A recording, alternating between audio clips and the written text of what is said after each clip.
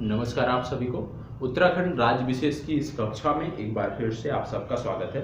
और प्राचीन भारत का हम अध्ययन कर रहे थे और प्राचीन भारत के अध्ययन के क्रम में हमने अभी तक मौर्योत्तर काल तक की चर्चा की थी। तो मौर्योत्तर काल के आगे गुप्त और गुप्तोत्तर काल, साथ ही साथ संगम युग की भी चर्चा हम करेंगे। और प्राचीन भारत जो क्विक रिवीजन की दृष्टि से था वो आज आपका यहाँ पे समाप्त हो जाएगा। पूर्व मध्यकाल और साथ ही साथ कुछ जो फैक्ट हैं आपके इतिहास के, उनकी भी चर्चा आज आपको इस वीडियो में देखने को मिलेगी। तो समग्रता से चीजों को देखना है, साथ इसी प्रकार बने रहें।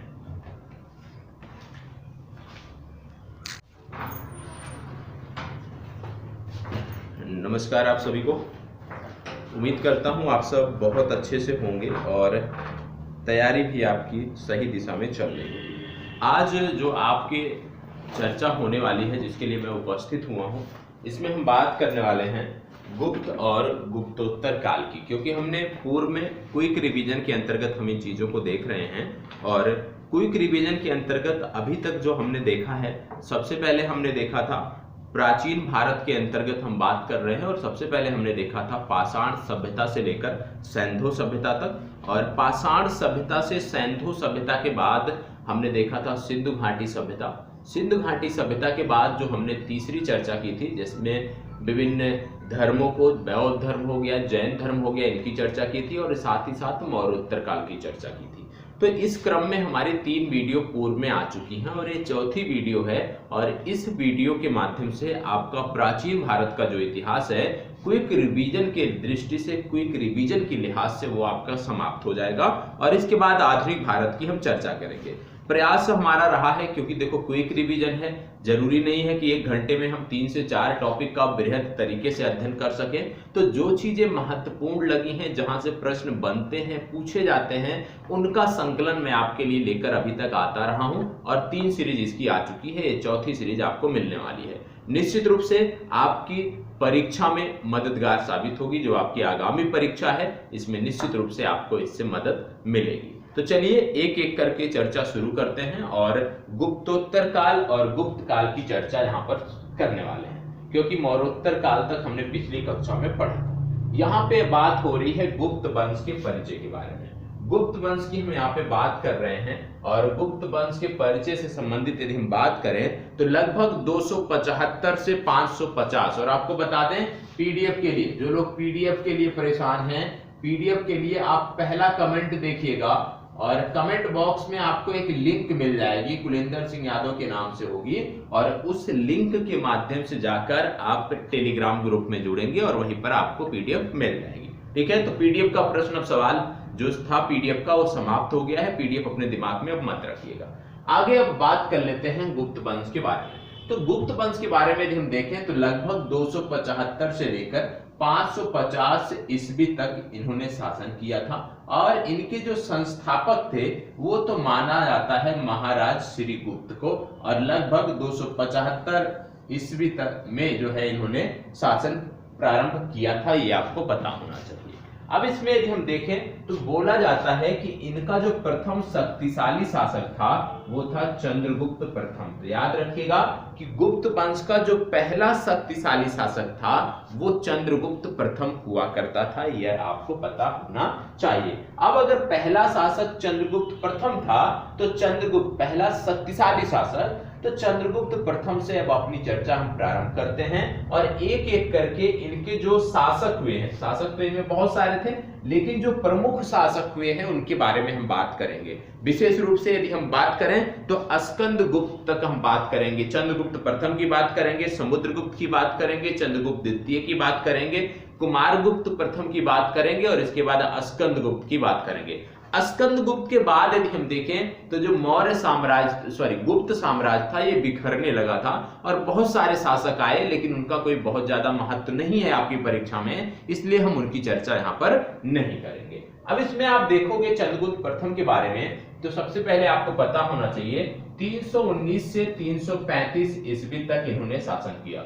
चंद्रगुप्त प्रथम ने 319 से लेकर 335 ईस्वी तक इन्होंने शासन किया था और इन्होंने महाराजा धीराज की उपाधि धारण की थी, ये आपको पता होना चाहिए। चंद्रगुप्त प्रथम ने महाराजाधिराज की उपाधि धारण की थी, ये आपको पता होना चाहिए। और साथ ही साथ यह भी पता होना चाहिए कि गुप्त संवत का जो प्रवर्तक माना जाता है वो चंद्रगुप्त मौर्य को माना जाता है। चंद्रगुप्त मौर्य गुप्त संवत के प्रवर्तक थे, ऐसा माना जाता है, यह भी आपको पता होना चाहिए। अब यहाँ पे बात हो रही है चंद्रगुप्त प्रथम की, तो आपको चंद्रगुप्त प्रथम के बारे में बता दें कि गुप्त वंश का जो प्रथम वास्तविक संस्थापक माना जाता है वो चंद्रगुप्त प्रथम को माना जाता है, प्रथम वास्तविक संस्थापक। हालांकि गुप्त वंश की जो वंशावली रखी है वो आप जानते हो कि अभी आपको बताया गया कि गुप्त वंश की जो वंशावली थी महाराज श्री गुप्त द्वारा रखी गई थी, लेकिन प्रथम वास्तविक संस्थापक यदि हम बात करें जहां से गुप्त वंश का उद्भव आप कह सकते हो चरमोत्कर्ष पर जाना प्रारंभ हुआ, वो बेस्ट समय जो प्रारंभ हुआ वो चंद्रगुप्त प्रथम के समय में हुआ। इसके साथ साथ यह भी आपको पता होना चाहिए कि चंद्रगुप्त प्रथम गुप्त साम्राज्य का प्रथम स्वतंत्र शासक था जिसने महाराजाधिराज की उपाधि धारण की। यह भी कई बार पूछा जाता है, या इसलिए इसको भी हमें पता होना चाहिए। साथ ही साथ आपको बता दें, जैसे इसमें आपने देखा कि गुप्त संवत का जो प्रवर्तक था वो था चंद्रगुप्त प्रथम, तो यहाँ पे आपको यह भी समझना है कि गुप्त संवत जिसकी यहाँ पे बात की जा रही है इसका उल्लेख मथुरा अभिलेख में मिलता है। जैसे आपसे यदि पूछ लिया जाए कि किस अभिलेख में मिलता है तो आप बताओगे कि इसकी चर्चा मथुरा अभिलेख में देखने को मिलती है। ठीक है, तो गुप्त संवत का प्रवर्तक माना जाता है चंद्रगुप्त प्रथम को, लेकिन मथुरा अभिलेख में इसकी सबसे पहले चर्चा देखने को मिलती है, तो यह भी आपको याद रखना है। इसके साथ साथ चंद्रगुप्त प्रथम के बारे में एक फैक्ट और याद रखिएगा कि चंद्रगुप्त प्रथम शासक था जिसने सोने के सिक्के चलाए थे।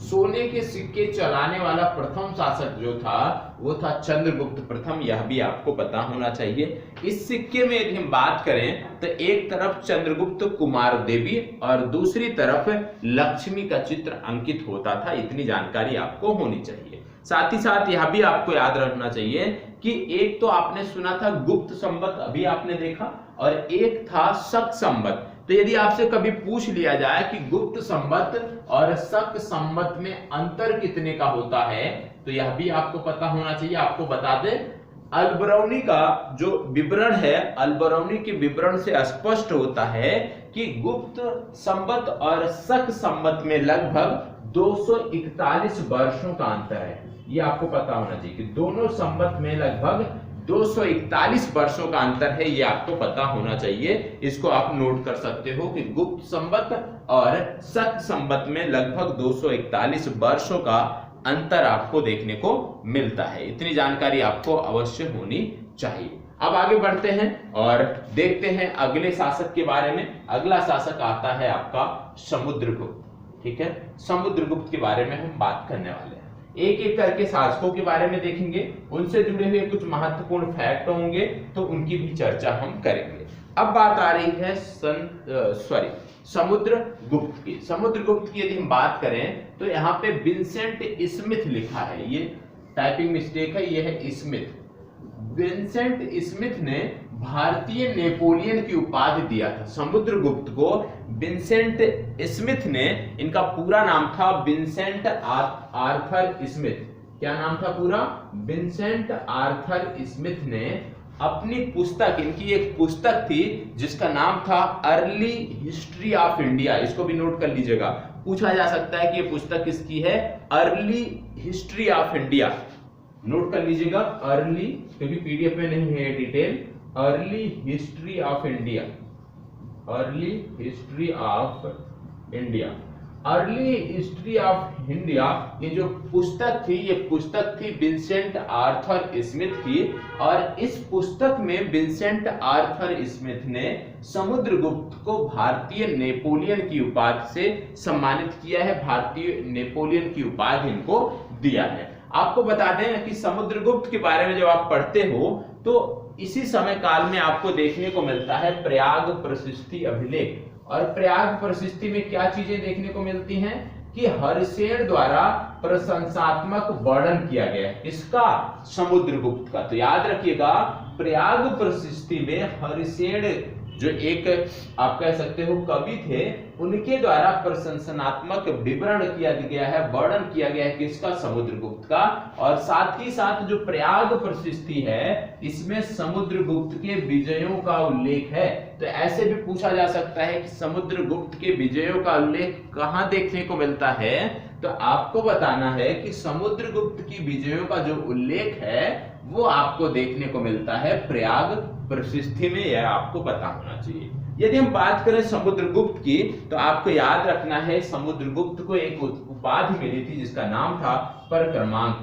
परक्रमांक की उपाधि जो समुद्रगुप्त था ये धारण करता था, और इसके समयकालीन के बहुत सारे नरेश हैं जहां पर इन्होंने विजय भी प्राप्त किया था, तो उनके बारे में भी पूछा जा सकता है कि कौन से नरेश समुद्रगुप्त के समकालीन है, तो ये भी आपको पता होना चाहिए। जैसे भारत के यहाँ पे नरेश दिए धनंजय। धनंजय जो नरेश थे ये कहाँ के थे, ये थे कुस्तलपुर के नरेश थे और इसके समकालीन थे। नीलराज नरेश थे अवमुक्त के, ये भी इसके समकालीन थे।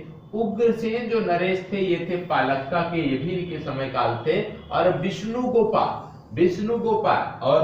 गोपा पर ही मतलब कांची के नरेश थे, और कांची के नरेश को जब इन्होंने विजित किया था उसी का उल्लेख आपको देखने को मिलता है कहां पर, प्रयाग प्रशस्ति में जो देखने को मिलता है विजय अभियानों का उल्लेख, उसमें विष्णु गोपा को हराने का भी उल्लेख आपको देखने को मिलेगा। तो कहने का मतलब है कि समुद्रगुप्त के बारे में इतनी जानकारी आपको होनी चाहिए। आगे बढ़ते हैं और देखते हैं चंद्रगुप्त द्वितीय के बारे में। चंद्रगुप्त द्वितीय महत्वपूर्ण है अपने संदर्भ में। अन्य नाम इनका था देवगुप्त, देवराज, देवश्री। इनकी जो उपाधियां थी वो थी विक्रमादित्य, सकारी, शक विजेता, ये इनकी उपाधियां थी। ये आपको पता होना चाहिए कि चंद्रगुप्त द्वितीय जो थे ये बहुत सारी उपाधियां धारण करते थे, जिनमें आपने देखा कि विक्रमादित्य, सकारी, शक विजेता प्रमुख। इसके बाद आप बात करते हो इनके समय काल की, जब आप बात करते हो तो आप देखते हो महरौली अभिलेख, महरौली लेख। महरौली लेख में क्या चीजें आपको देखने को मिलती है कि विष्णुपद पर्वत पर विष्णु ध्वज की स्थापना कराई थी इन्होंने। महरौली लेख से पता चलता है कि चंद्रगुप्त द्वितीय ने विष्णुपद पर्वत पर विष्णु ध्वज की स्थापना कराई थी।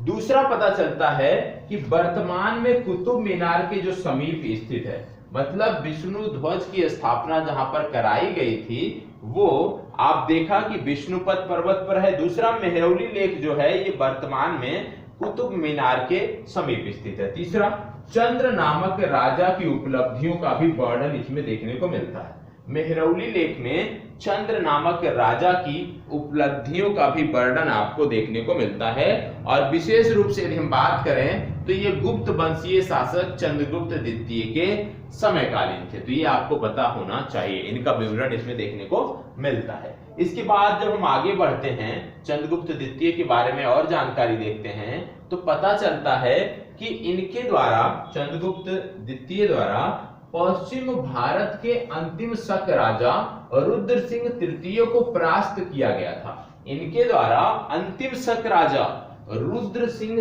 तृतीय को परास्त किया गया था, यह भी आपको पता होना चाहिए।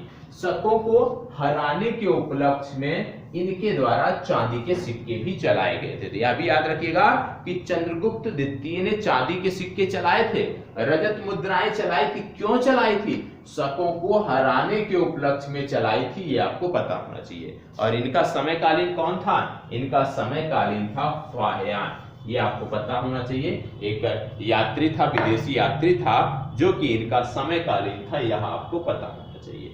आप जानते होंगे कि इनके दरबार की जब बात होती है तो यहाँ पे 9 रत्न भी थे। चंद्रगुप्त द्वितीय के दरबार में 9 रत्न भी थे। इन 9 रत्नों के बारे में आपको पता होना चाहिए। जैसे सबसे पहले यदि हम बात करें तो महाकवि कालिदास थे, ठीक है। दूसरे यदि हम बात करें तो आपको देखने को मिलता है चिकित्सक थे धन्वंतरी, ये भी थे, चिकित्सक थे धन्वंतरी। तीसरा है खगोल विज्ञानी, यहाँ पे लिखा है धन्वंतरी, इसको करेक्ट कर लीजिएगा क्योंकि यहाँ पे जो खगोल विज्ञानी थे उनका नाम था वराहमिहिर, ठीक है, वराहमिहिर।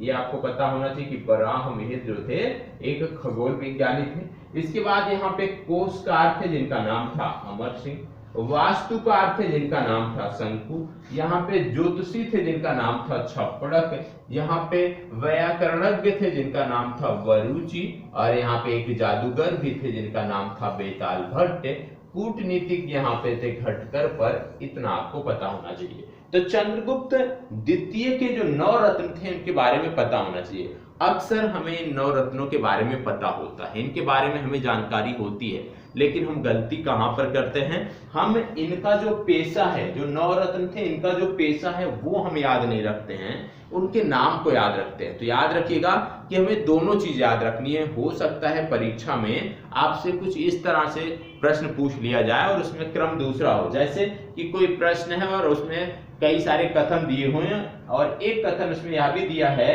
कि चंद्रगुप्त द्वितीय के दरबार में 9 रत्नों में एक खगोल विज्ञानी अमर सिंह थे।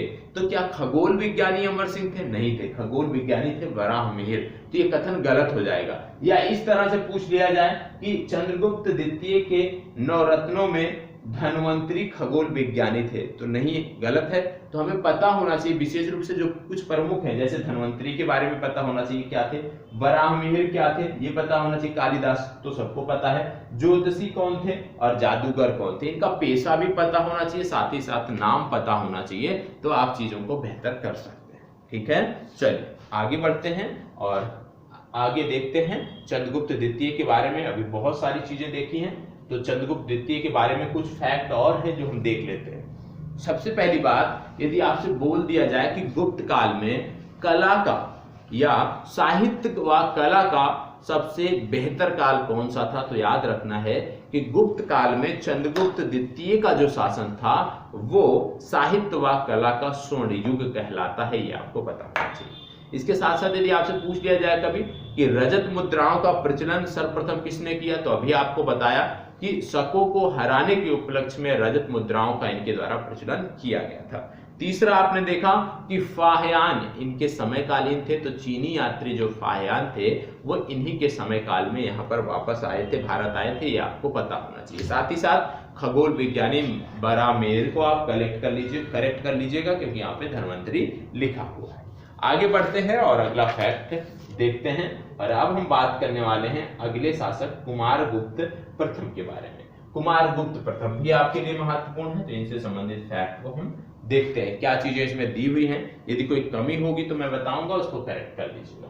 कुमारगुप्त प्रथम जो शासक थे चंद्रगुप्त द्वितीय के बाद जिन्होंने शासन किया, इनकी उपाधि थी महेंद्रादित्य। ठीक है, चंद्रगुप्त द्वितीय की पत्नी ध्रुव देवी से ये उत्पन्न थे। सर्वाधिक प्राप्त गुप्तकालीन जो अभिलेख हैं इन्हीं के समय काल के हैं। तो यदि आपसे पूछ लिया जाए कि सर्वाधिक प्राप्त गुप्तकालीन अभिलेख किसके समय काल के हैं, तो आपको बताना है कि सर्वाधिक जो इस समय के अभिलेख प्राप्त हुए हैं ये कुमारगुप्त के काल के हैं। ठीक है, इसके साथ साथ आपको बता दें ताम्रपत्र यहाँ पे धनदय दामोदरपुर और बैग्राम से प्राप्त हुए हैं, ये आपको पता होना चाहिए। स्वर्ण रजत तथा ताम्र मुद्राएं प्राप्त हुई हैं इस समय काल की, और एक बिलसड नामक अभिलेख है जहां पर गुप्तों की वंशावली कुमारगुप्त प्रथम तक देखने को मिलती है। तो यदि आपसे पूछ लिया जाए कि वह कौन सा अभिलेख है जहां पर गुप्तों की वंशावली देखने को मिलती है और वह भी सिर्फ कुमारगुप्त प्रथम तक देखने को मिलती है, तो आपको याद रखना है ये अभिलेख है बिलसड अभिलेख, और बिलसड अभिलेख में गुप्तों की जो वंशावली है वो कुमारगुप्त प्रथम तक आपको देखने को मिलती है। आगे बढ़ते हैं, अगला आ जाता है स्कंदगुप्त। लेकिन स्कंदगुप्त पे बढ़ने से पहले कुछ चीजें हैं कुमारगुप्त के बारे में जो मैं बता देता हूं, इसमें नहीं है उसको नोट कर लीजिएगा। सबसे पहली बात, इसी के समय काल में, कुमारगुप्त के ही समय काल में नालंदा विश्वविद्यालय जिसको बोलते थे ऑक्सफोर्ड ऑफ महायान, उसकी आधारशिला रखी गई थी। तो यह याद रखना है, नालंदा विश्वविद्यालय की जो आधारशिला थी वो कुमारगुप्त प्रथम के समय काल में रखी गई थी। दूसरा यह याद रखना है कि इनके द्वारा कुमारगुप्त की जो मुद्राएं थी वहां पे गरुड़ के स्थान पर मयूर की आकृति देखने को मिलती है। इससे पहले क्या था कि यहाँ पे गरुड़ की आकृति देखने को मिलती थी, लेकिन कुमारगुप्त के समय काल से गरुड़ के मतलब गरुड़ के स्थान पर मयूर की आकृति देखने को मिलती है, यह भी आपको पता होना चाहिए। इसके साथ साथ इसने अश्वमेघ यज्ञ भी किए तथा अश्वमेघ प्रकार की मुद्रा भी चलाई। अभी मुद्राओं में जब हम आएंगे तो अश्वमेघ प्रकार की मुद्रा के बारे में भी बताएंगे। तो इतना याद रखना है, यदि आपसे पूछ लिया जाए कि अश्वमेघ प्रकार की मुद्रा किसने चलाई, तो आपको याद रखना है कुमारगुप्त प्रथम ने अश्वमेघ प्रकार की मुद्रा चलाई। इतनी जानकारी आपको होनी चाहिए। ठीक है, अब बात कर लेते हैं अस्कंद्रगुप्त की। अस्कंद्रगुप्त, इनकी जो उपाधि थी सबसे पहले क्रमादित्य, ये आपको पता होना चाहिए, क्रमादित्य नामक उपाधि थी। स्वर्ण सिक्के इनके द्वारा चलाए गए थे, और जो स्वर्ण सिक्के थे उसमें आप देखोगे कि मुख्य भाग जो इसका था स्वर्ण सिक्कों का, यहाँ पे धनुष बाण लिए हुए राजा की आकृति थी, और जो पृष्ठ भाग था उसमें पद्मासन में विराजमान लक्ष्मी थी। ये दोनों आपको पता होना चाहिए। ठीक है, इसके साथ साथ आपको बता दें कि यहाँ पर श्री अस्कंदगुप्त भी उत्तीर्ण देखा गया है, यह भी जानकारी आपको होनी चाहिए। उतने महत्वपूर्ण शासक नहीं है, लेकिन फिर भी जानकारी करना है।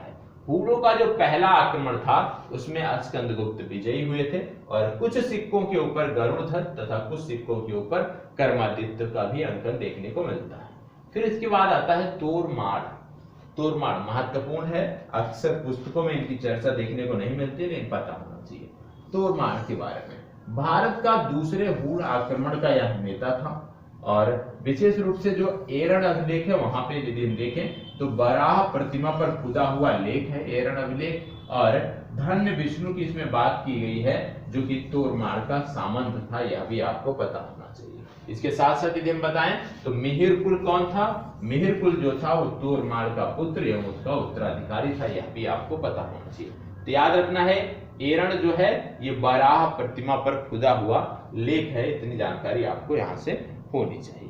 अब इसके बाद यदि हम बात करें अस्कंदगुप्त के बारे में थोड़ी सी और जानकारी, इसके बाद हम इस समय काल की अर्थव्यवस्था पर आएंगे। तो आपको बता दें अस्कंदगुप्त जो थे ये अंतिम प्रतापी राजा थे गुप्त वंश के, और इसके बाद से गुप्त वंश जो था वो कमजोर होने लगा और उसका विघटन धीरे धीरे प्रारंभ हो चुका था। इनकी जो उपाधियां थी विशेष रूप से सिक्कों पर इनको क्रमादित्य की उपाधि देखने को मिलती है। विक्रमादित्य की उपाधि जो इनकी मिली है वह भीतरी अभिलेख पर देखने को मिलती है, और सकादित्य की जो उपाधि है इनकी वो कहोम अभिलेख पर देखने को मिलती है, यह भी आपको पता होना चाहिए। अन्य शासक महत्वपूर्ण नहीं है, इसलिए हम उसकी चर्चा नहीं कर रहे हैं। यहाँ पे क्विक रिवीजन के माध्यम से हम देख रहे हैं चीजों को, तो क्विक रिवीजन में इसकी चर्चा आवश्यक नहीं है। ठीक है, अब यहाँ पे आगे बढ़ने से पहले कुछ चीजें मैं आपको बता देता हूं जो आप नोट कर लीजिएगा। जैसे इस समय काल में कई सारे नाटक थे, ठीक है, गुप्त काल में कई सारे नाटक थे, और वहां से प्रश्न पूछे जाते हैं उनके लेखकों के बारे में। जैसे पहला था मालविकाग्निमित्रम। मालविका, इसको नोट कर लीजिएगा क्योंकि उसमें है नहीं, मालविकाग्निमित्रम। ठीक है, दूसरा आपको देखने को मिल जाएगा विक्रमोर्वशीय।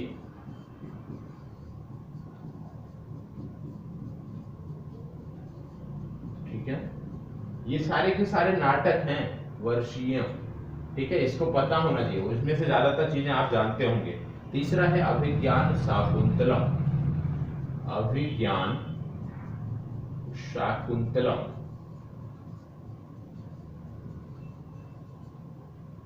चौथा आता है मुद्रा राक्षसम।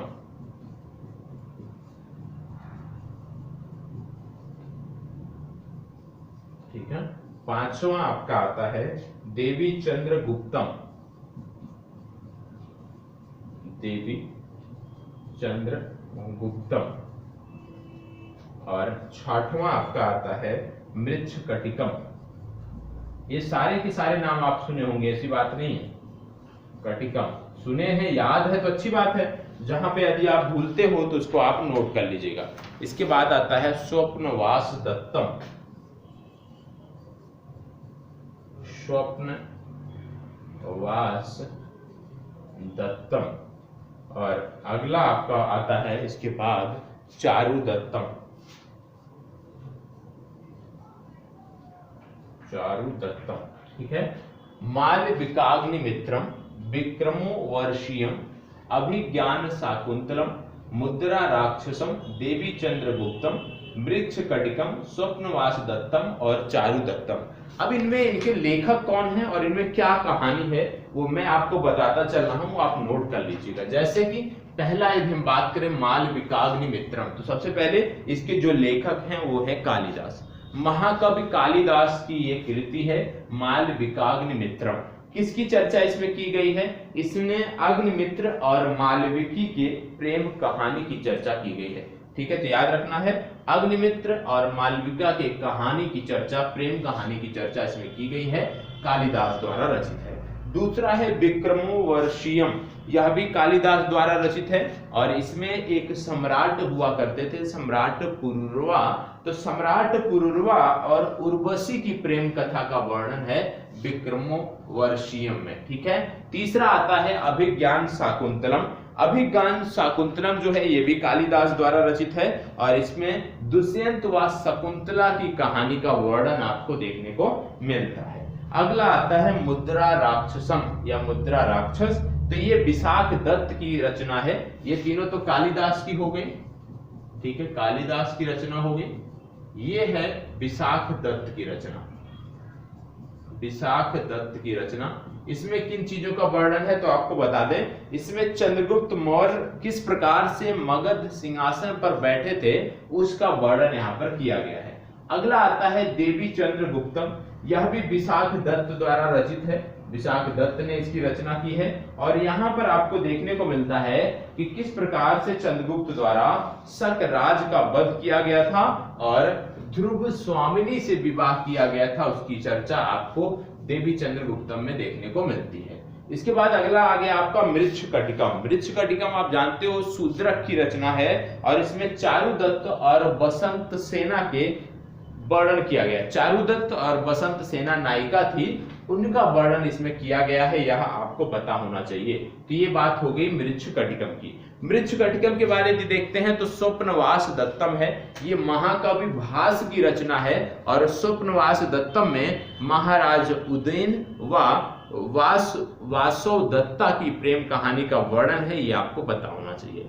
अगला आता है चारु दत्तम और चारु दत्तम भी महाकवि भास की रचना है और इसमें नायक जो है वो काल्पनिक नायक है और उसमें कल्पना की है महाभास ने और उस महाकवि भास ने और उसकी चर्चा की गई है। तो यदि आपको कहानी के बारे में ना पता हो कोई बात नहीं, लेकिन किसकी रचना है वो आपको पता होना चाहिए। तो एक बार क्विक रिवीजन करते हैं। सबसे पहला नाम आपका इसमें आता है मालविकाग्निमित्रम। मालविकाग्निमित्रम कालिदास की रचना है। विक्रमो वर्षीयम कालिदास की रचना है। अभिज्ञान शाकुंतलम कालिदास की रचना है। मुद्रा राक्षसम विशाख दत्त की रचना है। देवी चंद्रगुप्तम विशाख दत्त की रचना है। मृच्छकटिकम शूद्रक की रचना है। स्वप्नवास दत्तम महाकवि भास की रचना है और चारु दत्तम यह भी महाकवि भास की रचना है। तो इसको आप याद कर लीजिएगा, ठीक है। अब हम बढ़ते हैं गुप्त काल की अर्थव्यवस्था पर। अर्थव्यवस्था से संबंधित जानकारी देखेंगे और चीजों को अच्छे से, जो चीजें हमें लगता है कि हमें नोट करनी चाहिए उसको हम नोट करने का भी प्रयास करेंगे। तो अर्थव्यवस्था के बारे में हम आ गए हैं और सबसे पहले आप देखोगे कि अर्थव्यवस्था में ताम्र लिपि कुछ यहाँ पे चर्चा कर लेते हैं, स्थान के नाम आते हैं। जैसे पहला आता है ताम्र लिपि, ये क्या है?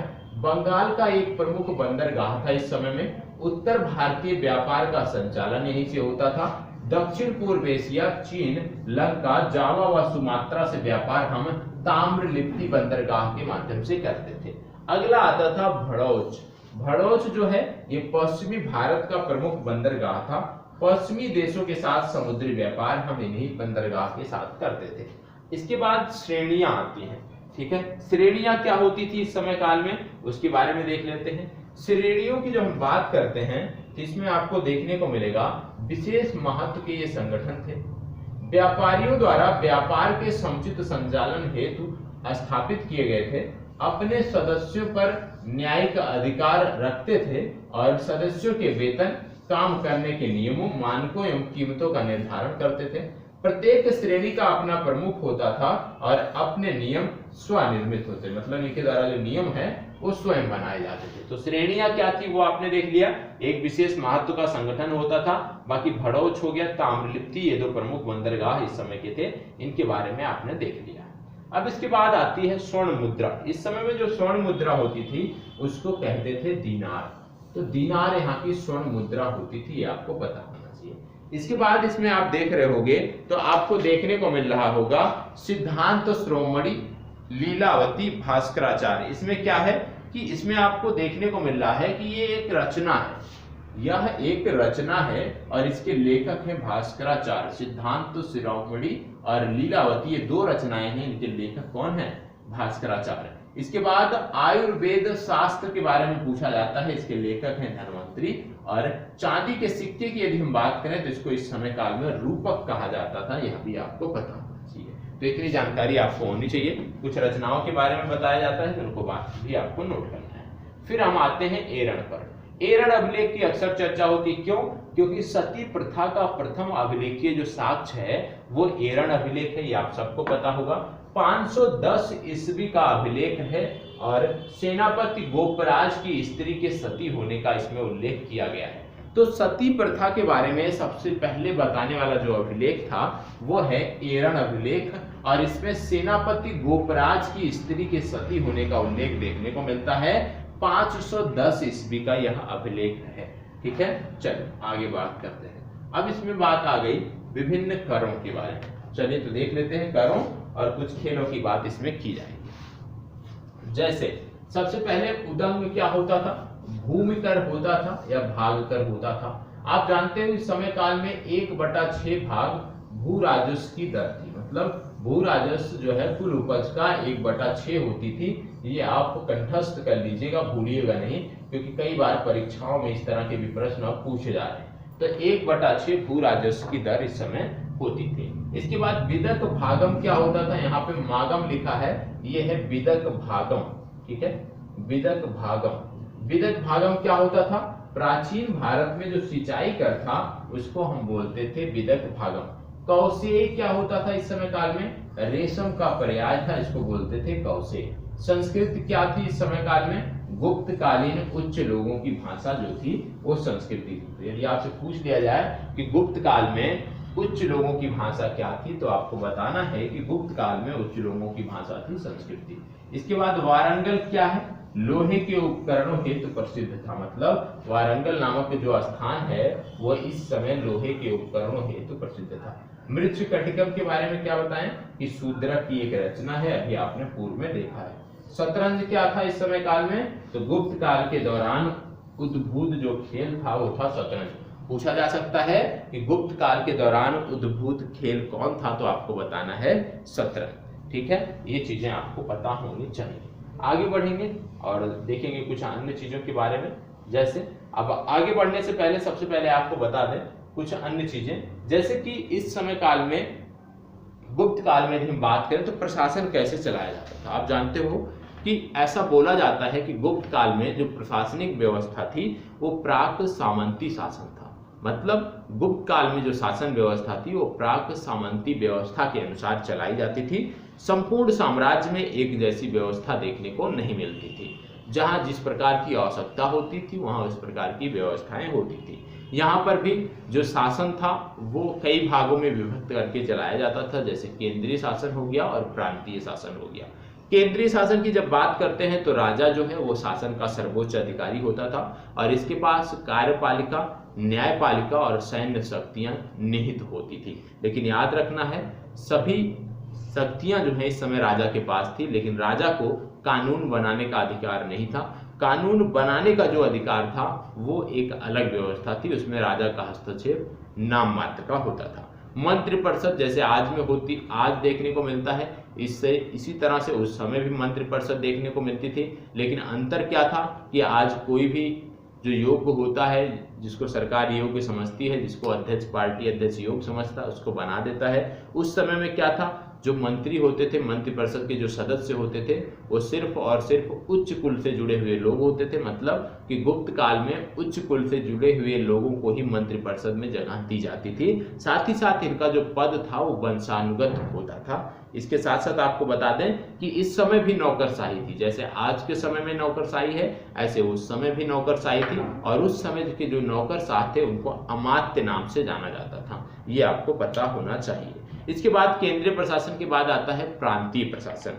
प्रांतीय प्रशासन में यदि हम देखें तो केंद्र द्वारा शासित क्षेत्र की सबसे बड़ी इकाई जो होती थी, सबसे बड़ी जो प्रशासनिक इकाई होती थी, उसको देश या राष्ट्र कहते थे। केंद्र द्वारा शासित प्रदेश की सबसे बड़ी, मतलब जो सबसे बड़ी इकाई होती थी, उसको बोलते थे देश या राज्य। ये आपको पता होना चाहिए। इसका जो शासक था वो गोप्ता होता था। ठीक है। देश जो है वो कई भुक्तियों में बटा होता था, और प्रत्येक, यदि हम बात करें कि सबसे छोटी इकाई जो भुक्तियों की होती थी वो विषय होती थी, और विषय का जो प्रधान होता था उसको विषयपति कहते थे। यह आपको पता होना चाहिए। तो बहुत ज्यादा ये सारी चीजें आपको पूछी जाती है मौर्य काल से संबंधित।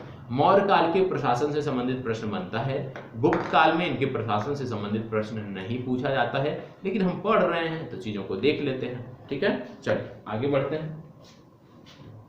अब इसके बाद हम बात करेंगे आगे, और धीरे धीरे हम बढ़ रहे हैं अब गुप्तोत्तर काल की तरफ। अब सबसे पहले बात आती है प्रवरसेन प्रथम की।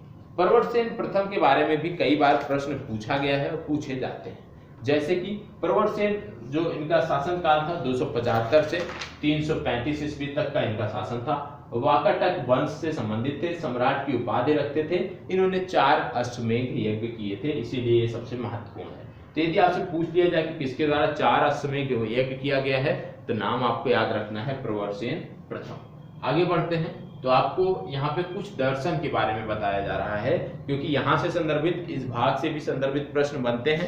तो विभिन्न दर्शनों के प्रवर्तक कौन हैं, ऐसे प्रश्न आपकी परीक्षाओं में पूछे जाते हैं, तो उसको भी यहीं पे समाहित किया गया है। जैसे न्याय दर्शन की यदि हम बात करते हैं तो इसके प्रवर्तक हैं ऋषि गौतम, और इनको अक्षपाद भी कहा जाता था। न्याय का शाब्दिक अर्थ है तर्क या निर्णय। 16 पदार्थों या तत्वों का अस्तित्व इनके द्वारा बताया गया है। मतलब पूरे ब्रह्मांड में 16 पदार्थों का अस्तित्व है। सांख्य दर्शन की बात करते हैं तो इसके प्रतिपादक है महर्षि कपिल। सिद्धांत इनका जो है वो है आत्मा का आवागमन, अज्ञानता ही दुखों का कारण है, ये बताते हैं। ठीक है। इसके बाद आता है वेदांत दर्शन, और वेदांत दर्शन में यदि देखें भारतीय विचारधारा की ये पराकाष्ठा है। इसके 3 आधार हैं, उपनिषद, ब्रह्मसूत्र और भगवत गीता। तो यदि आपसे कभी पूछ लिया जाए कि वेदांत दर्शन के 3 आधार कौन कौन से हैं, तो आपको बताना है उपनिषद, ब्रह्मसूत्र और भगवत गीता। ये आपको हमेशा याद रखनी है। अब एक एक करके दर्शन के बारे में देख लेते हैं। विभिन्न दर्शनों के बारे में और उनके प्रवर्तकों के बारे में हम जानने का प्रयास करेंगे। सबसे पहले यहाँ पे नाम देखने को मिल रहा है आपको योग दर्शन। तो योग दर्शन की यदि हम बात करें तो इसके प्रवर्तक थे पतंजलि, ये आपको पता होना चाहिए। दूसरा आता है वैशेषिक दर्शन। वैशेषिक दर्शन की यदि हम बात करें तो कणाद इसके प्रवर्तक थे। तीसरा आता है मीमांसा दर्शन। मीमांसा दर्शन की यदि हम बात करें तो जैमिनी इसके प्रवर्तक थे। वेदांत दर्शन की यदि हम बात करें तो आप देखोगे कि बादरायण ऋषि थे जो इसके प्रवर्तक थे। इसके बाद आता है अद्वैतवाद, और अद्वैतवाद के प्रवर्तक हैं शंकराचार्य, ये आपको पता होना चाहिए। और अगला है विशिष्टाद्वैत। विशिष्टाद्वैत के प्रतिपादक हैं या प्रवर्तक हैं रामानुजाचार्य, और द्वैतवाद याद रखना है मध्वाचार्य। और एक और आया है नव्य न्याय, इसके प्रवर्तक हैं गंगेश। ठीक है। तो यहाँ पे देखो समस्या कहाँ पे होती है, अद्वैतवाद, विशिष्टाद्वैत और द्वैत। तो याद रखिएगा अद्वैतवाद के हैं शंकराचार्य, विशिष्टाद्वैत के हैं रामानुजाचार्य, और द्वैतवाद के हैं मध्वाचार्य। तो ये 3 अक्षर पूछे जाते हैं, क्योंकि इनको याद करने में भी हमें समस्या होती है। अद्वैतवाद, विशिष्टाद्वैत, द्वैतवाद। ठीक है। तो ये तीनों आप अवश्य याद रखिएगा। बाकी का आपको योग का याद ही है पतंजलि, वैशेषिक भी याद रहता है हमें कणाद, मीमांसा के हैं जैमिनी, वेदांत के हैं बादरायण, और इस प्रकार से आप इसको याद कर सकते हो। तो इसको याद कर लीजिएगा। कई बार यहाँ से एक प्रश्न पूछा जाता है तो वो हमारा गलत ना हो। हमारा यह उद्देश्य होना चाहिए कि ज्यादा से ज्यादा प्रश्न हम अपनी परीक्षाओं में सही कर पाए। ठीक है। चलिए तो आगे बढ़ते हैं और देखते हैं। अब बात आ गया एहोल प्रशस्ति अभिलेख की। ये होल अभिलेख आप जानते हो प्राप्त हुआ था और इसकी चर्चा भी होती है। तो इसमें क्या चीजें हैं, इसमें पुलकेशिन द्वितीय एवं हर्ष के मध्य युद्ध का वर्णन है। तो याद रखिएगा, यदि आपसे कभी पूछ लिया जाए कि पुलकेशिन द्वितीय एवं हर्ष के मध्य युद्ध का वर्णन कहाँ देखने को मिलता है, तो ये होल प्रशस्ति अभिलेख में देखने को मिलता है। यह युद्ध नर्मदा नदी के तट पर लड़ा गया था, हर्ष इसमें पराजित हुए थे। तो ये आपको पता होना चाहिए। तो ये होल प्रशस्ति आपको याद रखना है। इसके बाद बात आती है ह्वेनसांग का। ठीक है, ह्वेनसांग के बारे में काफी प्रश्न, ह्वेनसांग के अतिरिक्त फाहयान हो गए, इस तरह के जो विदेशी यात्री आए हैं उनसे संबंधित प्रश्न पूछे जाते हैं, तो उसके लिए भी हमें तैयार रहना है। ह्वेनसांग के बारे में यदि बात करें तो हर्ष के समय की सर्वप्रमुख घटना ह्वेनसांग का भारत आगमन था। मतलब सम्राट हर्ष के समय में ये भारत आए थे, ये आपको पता होना चाहिए। तांग शासकों की राजधानी चंगन से भारतवर्ष के लिए इन्होंने प्रस्थान किया था। कहां से आए थे, तांग शासकों की राजधानी चंगन से ये भारत में प्रस्थान किए थे, ये आपको पता होना चाहिए। इसके बाद आपको बता दें इनका प्रसिद्ध ग्रंथ है, इसके बारे में अक्सर पूछा जाता है, तो इनका प्रसिद्ध ग्रंथ है सी यू की। ठीक है, तो ह्वेनसांग का जो प्रसिद्ध ग्रंथ है वो है सी यू की, ये आप याद कर लीजिएगा। ठीक है, इन्होंने भीनमाल की भी यात्रा की थी, यात्रियों का राजकुमार इनको उपाधि दी गई थी। और आपको बता दें कि 637 ईस्वी में नालंदा विश्वविद्यालय का भी इन्होंने दौरा किया था। तो ह्वेनसांग के बारे में इनका प्रसिद्ध ग्रंथ कौन सा है, किसके समय में ये भारत आए, इतनी जानकारी आपको होनी चाहिए। इन्होंने अपनी जो पुस्तक थी सी यू की, उन्होंने उसमें बताया कि मथुरा जो है इस समय काल में, हर्षवर्धन के समय काल में सूती वस्त्रों के लिए प्रसिद्ध था और बनारस जो है वो रेशमी वस्त्रों के लिए प्रसिद्ध था। तो कहने का मतलब है जो बनारस आज हम चर्चा करते हैं रेशम के लिए, आज से नहीं प्रसिद्ध है, मतलब ऐतिहासिक काल से बनारस रेशम के लिए प्रसिद्ध रहा है। आगे बात करेंगे अब, तो हमारे 4 धाम हैं। कौन कौन से 4 धाम हैं? 4 धाम हमें, जो बड़ा 4 धाम, छोटा 4 धाम की यदि हम बात करें तो छोटा 4 धाम में आपके उत्तराखंड में ही आ जाते हैं। कौन कौन से? गंगोत्री, यमुनोत्री, केदारनाथ, बद्रीनाथ, ये तो आते हैं छोटा 4 धाम। बड़ा 4 धाम में कौन कौन से आते हैं? बद्रीनाथ, द्वारका, रामेश्वर और पुरी, ये आते हैं 4 धाम के अंतर्गत। इसके बाद आपको पता होगा कि राजपूत, जो राष्ट्रकूट थे, जो पाल थे और जो गुर्जर प्रतिहार थे, इनमें त्रिकोणीय संघर्ष हो रहा था। और जब ये त्रिकोणीय संघर्ष हुआ था तो इसमें अंतिम रूप से जो सफल हुए थे वो गुर्जर प्रतिहार हुए थे, ये आपको पता होना चाहिए। इसके बाद यदि हम बात करें तो कई बार आपसे पूछा जाता है कि शंकराचार्य द्वारा स्थापित मठ कौन कौन से हैं, तो देख लेते हैं शंकराचार्य द्वारा स्थापित मठ कौन कौन से हैं। इन्होंने पश्चिम में जिस मठ की स्थापना की उसको बोलते हैं द्वारका, ये आपको गुजरात में देखने को मिलता है। पूर्व में इन्होंने एक मठ की स्थापना की जिसको आप पुरी बोलते हो, उड़ीसा में है। उत्तर में इन्होंने एक मठ की स्थापना की जिसको ज्योतिर्मठ बोलते हैं, उत्तराखंड में है। और इसके बाद दक्षिण में भी इन्होंने मठ की स्थापना की जिसको श्रृंगेरी मठ बोलते हैं, यह है कर्नाटक में। तो ये भी आपको पता होना चाहिए कि शंकराचार्य द्वारा स्थापित 4 मठ कहां कहां पे हैं। राज्य पूछा जा सकता है तो पहला है उड़ीसा, दूसरा है उत्तराखंड, तीसरा है कर्नाटक और चौथा है गुजरात। तो पूर्व में, पश्चिम में गुजरात, पूर्व में उड़ीसा, उत्तर में उत्तराखंड और दक्षिण में कर्नाटक, ये इनके 4 मठ हैं जिनकी जानकारी आपको होनी चाहिए। आगे अब इसमें आप देखोगे तो कुछ जानकारी यहाँ पे, जो अभी ह्वेनसांग की बात हम कर रहे थे, तो ह्वेनसांग के बारे में ही कुछ जानकारी यहाँ पर आपको देखने को मिल जाएगी। जैसे हर्ष के समय प्रति 5वें वर्ष प्रयाग के संगम क्षेत्र में आयोजित एक समारोह था जिसको बोलते थे महामोक्ष परिषद। तो महामोक्ष परिषद का जो आयोजन था वो हर्ष के समय काल में होता था, प्रति 5वें वर्ष में होता था। महामोक्ष परिषद के 6ठे समारोह में प्रयाग में उपस्थित विदेशी यात्री कौन था? तो यात्री था ह्वेनसांग, ये आपको याद रखना। तो याद रखना है महामोक्ष परिषद जो है ये संबंधित है सम्राट हर्ष के काल से और 6ठे समारोह में ह्वेनसांग इसमें उपस्थित था। प्राचीन काल में जो है चीनी लेखक भारत को क्या नाम देते थे? भारत को ये नाम देते थे इनतू और थियानतू। इनतू और थियानतू ये भारत का प्राचीन काल में नाम होता था जो कि चीनी लेखकों द्वारा दिया जाता था। यदि आपसे कभी पूछ लिया जाए कि नालंदा विश्वविद्यालय को नष्ट किसने किया, तो बख्तियार खिलजी के नेतृत्व में नालंदा विश्वविद्यालय को नष्ट किया गया था। ठीक है, अब बात आ गई है प्राचीन भारत में स्थापत्य कला के बारे में। अब प्राचीन भारत में स्थापत्य कला के बारे में हमें समझना है, तो प्राचीन भारत के स्थापत्य कला के बारे में हम ध्यान से देखते हैं। नोट कर लीजिएगा, जो चीजें पीडीएफ के अतिरिक्त बताऊंगा उसको नोट कर लीजिएगा, जो चीजें पीडीएफ में है उसमें आपको परेशान होने की जरूरत नहीं। अब प्राचीन भारत के जब स्थापत्य की बात करते हैं तो सबसे पहला आता है खजुराहो के मंदिर, ठीक है। फिर आपका देखने को मिलेगा एलिफेंटा, एलोरा। तो खजुराहो के मंदिर के बारे में क्या जानकारी हमें याद रखनी है?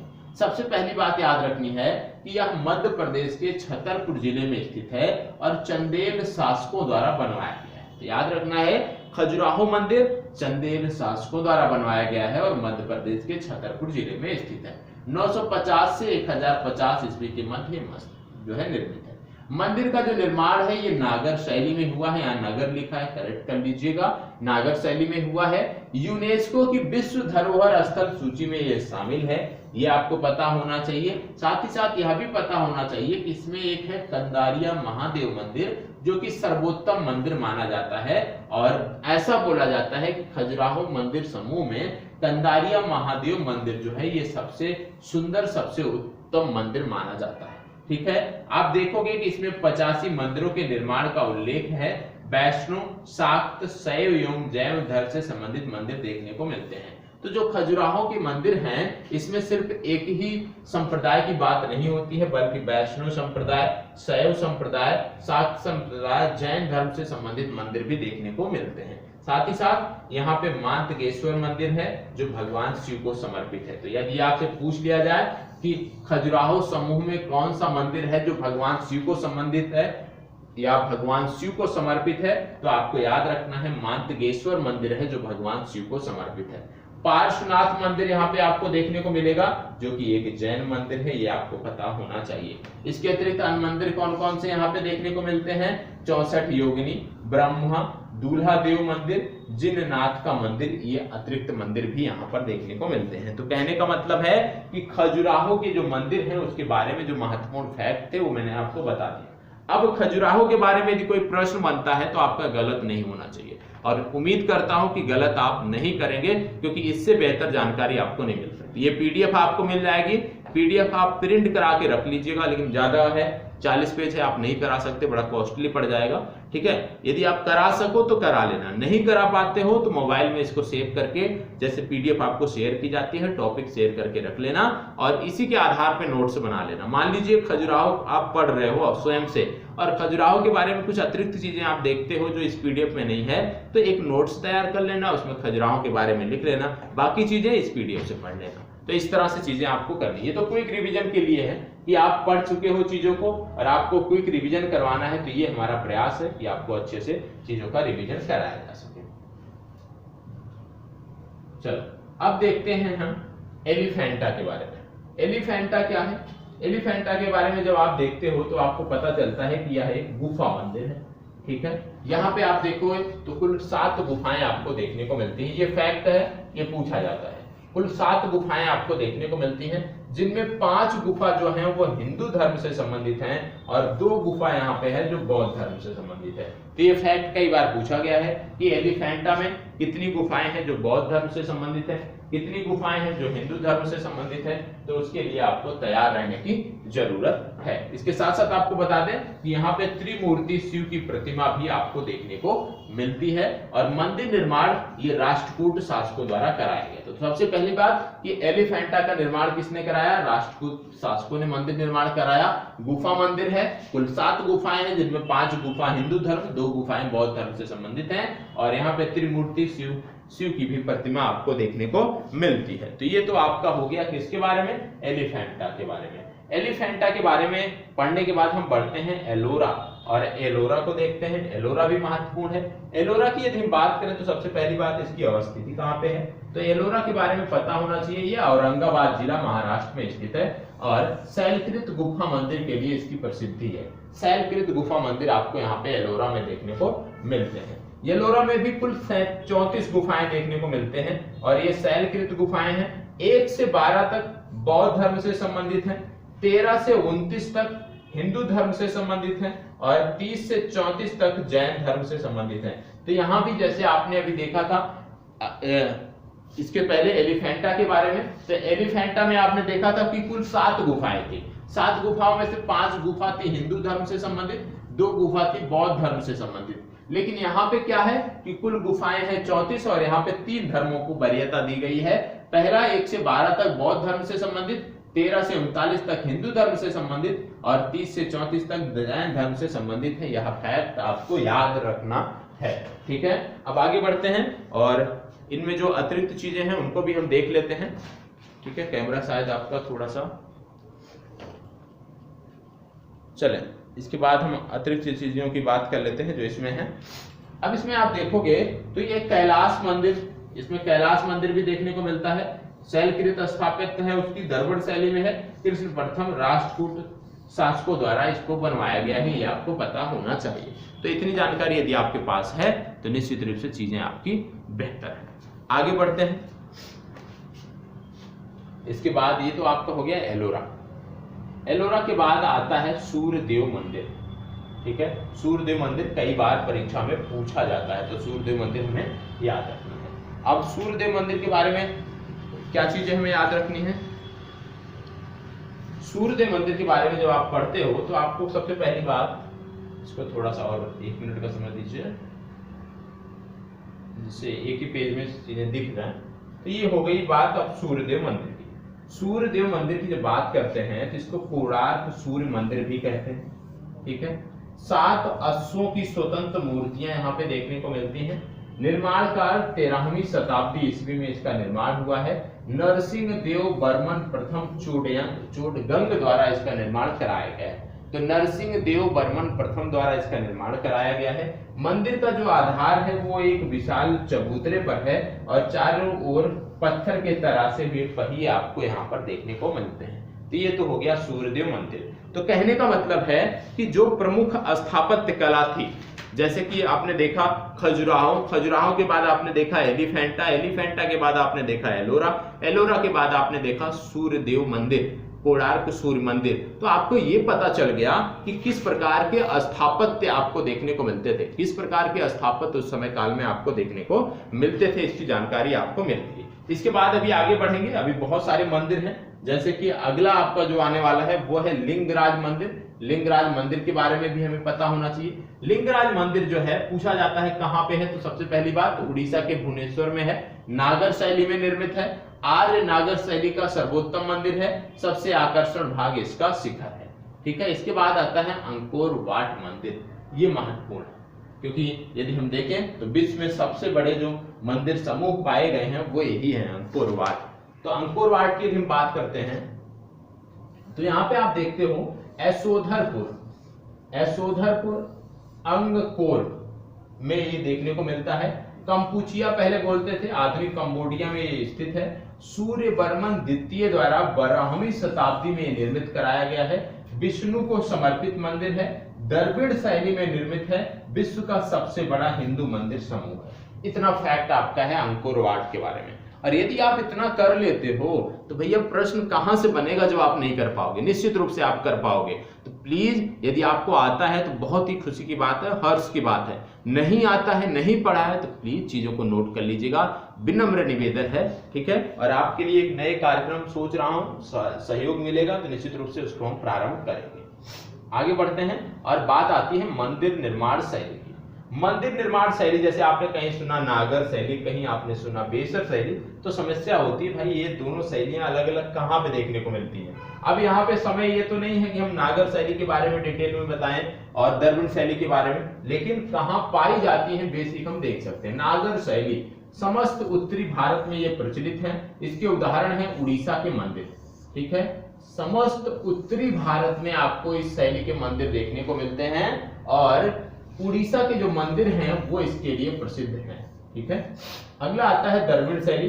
द्रविड़ शैली दक्षिण भारत में प्रचलित है। विशेष रूप से कृष्णा नदी और कुमारी अंतरीप के मध्य जो मंदिर बने हैं उनमें द्रविड़ शैली का प्रभाव देखने को मिलता है। उदाहरण एलोरा का कैलाश मंदिर, ठीक है। इसके बाद आता है बेसर शैली। नागर और द्रविड़ शैलियों का ये मिश्रण है। इसका दूसरा नाम है चालुक्य शैली। ये आपको पता होना चाहिए। तो कहने का मतलब है जो तीनों शैलियां थी उसके बारे में आपने देख लिया, ठीक है। नागर, द्रविड़ और बेसर शैली तीनों के बारे में आपने देख लिया। कहां पर कौन सी शैली देखने को मिलेगी इसके बारे में भी आपने देख लिया। फिर इसके बाद आती है सोनागिरी के बारे में, अक्सर पूछा जाता है यहाँ पे। तो सोनागिरी जो है स्थल है ये दतिया मध्य प्रदेश के निकट स्थित है। दतिया मध्य प्रदेश में ये आपको देखने को मिलता है, ठीक है। और जैन धर्म का पवित्र स्थान है। महत्वपूर्ण तथ्य ये है कि चारों ओर सफेद जैन मंदिर देखने को मिलते हैं। वर्तमान संदर्भ क्या है कि 77 जैन मंदिर इनमें पहाड़ी पर स्थित हैं। ये फैक्ट महत्वपूर्ण है। 77 जैन मंदिर इनमें पहाड़ी पर स्थित हैं। 26 मंदिर इनमें से गांव में स्थित हैं और इनकी कुल संख्या है 103। मतलब ये जो जैन मंदिरों का जो ये समूह है, विशेष रूप से सोनागिरी जो कि जैन मंदिरों के लिए, जैन धर्म के लिए विख्यात है, इनमें कुल 103 मंदिर आज के समय में हैं, जिनमें 77 पहाड़ी पर हैं और 26 गांव हैं। अन्य तथ्य क्या है, इनमें 57वां जो मंदिर है उसके बारे में बात होती है कि जो 57वां मंदिर है ये मुख्य मंदिर है और ये पहाड़ी पर स्थित है। यदि आपसे कभी पूछ लिया जाए कि सोनागिरी जो मंदिरों का समूह है, जैन धर्म से संबंधित जो मंदिरों का समूह है, उसमें कौन सा मंदिर मुख्य मंदिर है, तो याद रखना है कि इनका मुख्य मंदिर है 57वां मंदिर। और यदि आपसे पूछ लिया जाए कि वो कहां पर स्थित है, जैसे कि कुछ पहाड़ी पर है, कुछ गांव में है, तो वो कहां पे स्थित है, तो वो पहाड़ी पर स्थित है। और भगवान चंद्रगुप्त से संबंधित यहाँ पे लिखा हुआ है, इसको लिख लीजिएगा, भगवान चंद्र प्रभु से संबंधित है, ठीक है। यहाँ पे एरर है, ये है भगवान चंद्र प्रभु से संबंधित है, ठीक है। इतनी जानकारी आपको होनी चाहिए। तो कुछ स्थल जो थे ऐतिहासिक स्थल, उनकी बात अभी हम कर रहे थे, उन्हीं की चर्चा हमने किया था। अब एक एक करके कुछ मंदिर हैं, यहां से संबंधित प्रश्न भी पूछे जाते हैं, तो प्रयास है कि हमारा प्रश्न गलत ना हो। मंदिर, स्थान और निर्माता, तीनों चीजें एक साथ आपको देखने को मिलेगी, इनके बारे में प्रश्न पूछा जाता है। जैसे कि उदाहरण के रूप में पहला, दिलवाड़ा जैन मंदिर पूछा जाए कहां पर है भैया दिलवाड़ा जैन मंदिर, तो आप बताओगे दिलवाड़ा जैन मंदिर माउंट आबू पर देखने को मिलता है। यदि पूछ लिया जाए दिलवाड़ा जैन मंदिर जो माउंट आबू पर स्थित है किसके द्वारा बनाया गया है, तो आपको बताना है भीमदेव प्रथम के सामंत विमल शाह द्वारा ये बनवाया गया है, ये आपको बताना चाहिए। दूसरा आता है पालीताण जैन मंदिर। पालीताण जैन मंदिर के बारे में यदि हम पूछ रहे हैं तो आपको बताना है कि शत्रुंजय पहाड़ी पर ये स्थित है, और आपको यह भी बताना है कि भावनगर में ये स्थित है। किसने बनवाया है, तो आपको बताना है कि इसका जो निर्माण है, विशेष रूप से इसके निर्माण में शायद थोड़ी सी एरर है, इसका जो निर्माण है पालीताना जैन मंदिर शत्रुंजय पहाड़ी, इसके निर्माण के बारे में मैं आपको कल बता देता हूं, इसमें मिसिंग है निर्माण के बारे में, किसने इसका निर्माण कराया है, एक छोड़ दीजिएगा, बाकी मैं बता दे रहा हूं। जैसे मोढेरा सूर्य मंदिर, मोढेरा सूर्य मंदिर गुजरात में है और इसका निर्माण कराया है भीमदेव प्रथम, ठीक है, भीमदेव प्रथम द्वारा निर्मित कराया गया है। रथ मंदिर आप सुनते होंगे, रथ मंदिर, मोढेरा सूर्य मंदिर जो है ये आपको गुजरात में देखने को मिलता है। इसके बाद आपका अगला आता है रथ मंदिर, और रथ मंदिर आपको देखने को मिलता है महाबलीपुरम में, ठीक है। रथ मंदिर आपको देखने को मिलता है महाबलीपुरम में, और इसका जो निर्माण कराया है ये कराया है पल्लव शासकों ने, ठीक है। तो रथ मंदिर का निर्माण पल्लव शासकों ने कराया है। फिर इसके बाद आता है बृहदेश्वर मंदिर। बृहदेश्वर मंदिर जो है ये तंजौर में आपको देखने को मिलेगा, और इसका भी निर्माण कराया है राजराज प्रथम के बारे में, ठीक है। इसके बाद है विरूपाक्ष मंदिर। विरूपाक्ष मंदिर जो है ये हम्पी में देखने को मिलेगा, और इनके निर्माणकर्ता के रूप में जो थे उनके बारे में थोड़ी सी विवाद था, इसलिए मैं बता नहीं रहा हूं, कंफर्म करके मैं आपको बता दूंगा, लेकिन याद रखना है कि है कहां पे। तो दो के बारे में मैंने नहीं बताया है, थोड़ा सा समय लगेगा, नेक्स्ट वीडियो में मैं आपको बता दूंगा। पालीताना जैन मंदिर और विरूपाक्ष मंदिर का निर्माण किसने कराया है इसके बारे में मुझे बताना है।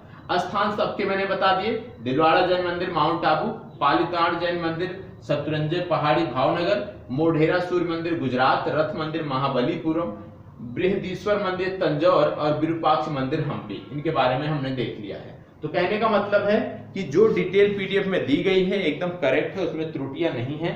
जो त्रुटियां थी उसको हमने दूर करके आपको देने का प्रयास किया है। यदि कुछ यहाँ पे समझ में आई है तो उसको भी हमने दूर किया है, ठीक है। अब इसके बाद आगे बढ़ते हैं और दक्षिण भारत में चोल, चालुक्य, पल्लव एवं संगम युग की बात करते हैं। आप जानते हो कुल 3 संगम हुआ था, ठीक है, और यहां से संबंधित प्रश्न बनते हैं।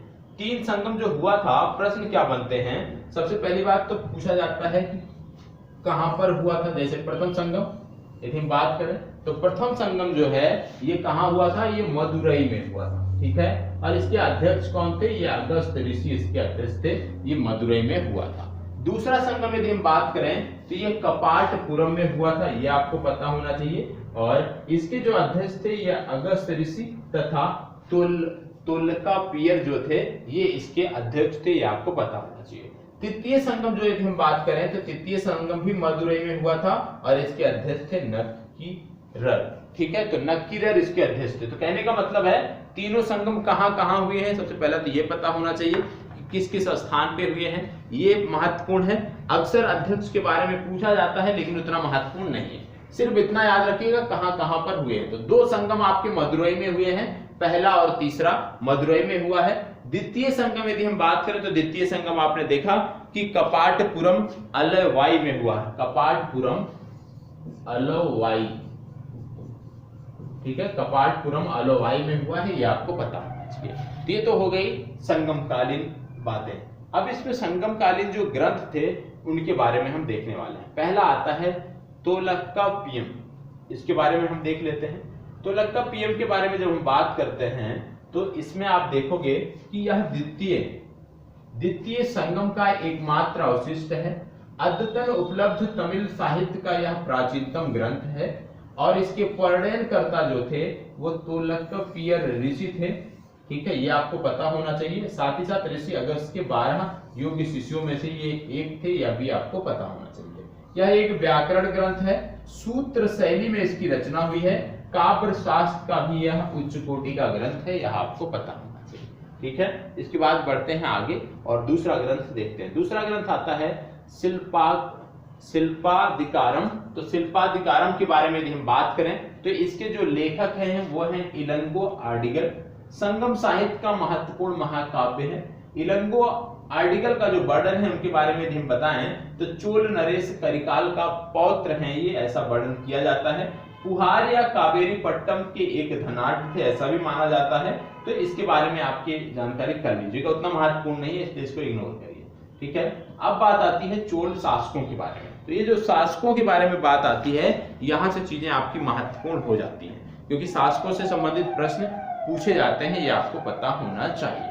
अब आई है राज के बाद राज प्रथम, यहाँ पे प्रथम नहीं लिखा है, यहाँ लिख लीजिएगा राज प्रथम के बारे में हम बात करने वाले हैं। और चोल शासक राज प्रथम के बारे में जब बात करते हैं तो सबसे पहली फैक्ट इनके क्या है कि उत्तरी श्रीलंका को जीतकर अपने राज्य में इन्होंने मिलाया था, ठीक है। और विजित क्षेत्र के अनुराधापुर स्थल को भी इन्होंने नष्ट किया था, यह आपको पता होना चाहिए। साथ ही साथ यदि हम बात करें तो इनको पोलन, जो आपका यहाँ पे दिया हुआ है शब्द पोलनरुओ, ये इनकी राजधानी थी और इसका नया नाम था जननाथ मंगलम। तो ये आपको पता होना चाहिए कि राजराज प्रथम के बारे में। इसके बाद आते हैं राजेंद्र प्रथम, ये महत्वपूर्ण शासक है, इनके बारे में प्रत्येक फैक्ट आपको पता होना चाहिए, ठीक है। यहाँ से प्रश्न अक्सर बनते नहीं है लेकिन कभी कभी पूछ लिए जाते हैं, इसलिए इसकी चर्चा जरूरी है। राजेंद्र प्रथम की यदि बात करें तो चोल शक्ति का चरमोत्कर्ष काल रहा है। बंगाल की खाड़ी में यदि हम देखें तो इन्होंने चोल झील में इसको बदल दिया था। संपूर्ण सिंहल द्वीप श्रीलंका को इन्होंने जीत लिया था और उत्तर पूर्वी भारत का जो आक्रमण था वो पवित्र गंगा जल लाने हेतु इन्होंने किया था, ये भी आपको पता होना चाहिए। पाल शासक महिपाल को इन्होंने हराया था, ये भी आपको पता होना चाहिए। तो कहने का मतलब है राजेंद्र प्रथम जो थे ये चोल शासकों के सबसे श्रेष्ठ शासक थे, ये आपको जानकारी होनी चाहिए, ठीक है। इसके बाद आता है कुलोतुंग प्रथम, ठीक है। कुलोतुंग प्रथम के बारे में बहुत ज्यादा जानकारी आपको करने की जरूरत नहीं है क्योंकि यहाँ से प्रश्न बनते नहीं है, ठीक है। इसके बाद बात आती है समित की, समित भी उतना महत्वपूर्ण नहीं है। अब इसमें कुछ चीजें हैं वो आपको पता होना चाहिए। जैसे यहाँ पे शासक की बात हुई है, पल्लव शासक की बात, और बात हो रही है सिंह विष्णु की। सिंह विष्णु जो पल्लव शासक थे उनकी बात यहाँ पे हो रही है। तो यहाँ से कुछ चीजें हैं जो आपको ध्यान देनी है क्योंकि यहाँ से चीजें आपके लिए पूछी जा सकती हैं, ठीक है। चलो एक एक करके अब देख लेते हैं। यहाँ पे बात हो रही है सिंह विष्णु की। अवनी सिंह की इन्होंने उपाधि धारण की थी। कुशाकुड़ी दान पत्र के अनुसार चोल, पांड्य, सिंघल तथा कलम्ब के राजाओं को इन्होंने परास्त किया था। नरसिंह वर्मन, इनको महामल्ल की उपाधि दिया था। इसके बाद आता है परमेश्वर वर्मन, लोकादित्य, एकमल्ल, रणंजय, गुणभाजन की उपाधि इनको मिली हुई थी। महेंद्र वर्मन, इन्होंने मत्स्य विलास प्रहसन ग्रंथ की रचना की थी। ठीक है, इसके बाद आता है यहाँ पे कुछ हथियारों के भी नाम दिए हुए हैं, उस समय काल में क्या था ये आप पढ़ लीजिएगा, उतना महत्वपूर्ण नहीं है, पीडीएफ आपको मिल जाएगी। ठीक है, फिर बात आती है चालुक्यों के बारे में। चालुक्यों के बारे में देखना चाहिए आपको, क्योंकि चालुक्यों से संदर्भित प्रश्न आपकी परीक्षाओं में देखने को मिलते हैं। तो चालुक्यों के बारे में हम जानकारी कर लेते हैं। जैसे इनकी राजधानी सबसे पहले हम देखेंगे कि क्या थी। चालुक्यों की जो राजधानी थी वो थी बादामी। बादामी जो थी ये चालुक्यों की राजधानी हुआ करती थी, ये आपको पता होना चाहिए। यहाँ पे यदि हम बात करें चालुक्यों के बारे में, क्योंकि यहाँ से प्रश्न बनते हैं, इसलिए छोड़ नहीं सकते। पुलकेशिन प्रथम इनका वास्तविक संस्थापक था। पुलकेशिन द्वितीय जो था उसके बारे में यदि हम बात करें तो सर्वाधिक योग्य एवं शक्तिशाली चालुक्य शासक था। 610 ईस्वी से 642 तक इसने शासन किया था। एहोल अभिलेख जो है उसके रचनाकार हैं रवि कीर्ति, यह भी आपको पता होना चाहिए। महिलाओं की नियुक्ति प्रायः उच्च पदों पर आपको देखने को मिलती थी इस काल में, चालुक्य काल में। और चंद्रादित्य की रानी विजय भट्टारिका ने अपने नाम में से 2 ताम्रलेख लिखवाए थे, ये आपको पता होना चाहिए। तो कहने का मतलब है चालुक्य के बारे में इतना याद रखिए कि इनकी राजधानी बादामी हुआ करती थी। वास्तविक संस्थापक इनका पुलकेशिन प्रथम था, लेकिन सबसे योग्य शासक जो इनका था वो था पुलकेशिन द्वितीय, ये आपको पता होना चाहिए। चोल प्रशासन की यदि हम बात करें तो सबसे पहले साम्राज्य जो है वो राजा के अधीन था, फिर प्रांत होता था। प्रांत के नीचे यदि हम बात करें तो कोट्टम होता था। कोट्टम के नीचे यदि हम बात करें तो नाडु या जिले होते थे, और जिले के नीचे ग्राम सभा होती थी। ये इनका प्रांतीय शासन का विभाजन है, ऐसे परीक्षा में नहीं आएगा। ठीक है, क्योंकि ये मुख्य परीक्षा की चीजें हैं। अब बात आती है पांड्य राज्य। पांड्य राज्य की यदि हम बात करें तो इनकी जीवन रेखा थी वेंगी नदी। इनकी स्थिति क्या थी, कावेरी नदी के दक्षिण में। इनकी राजधानी थी मदुरा।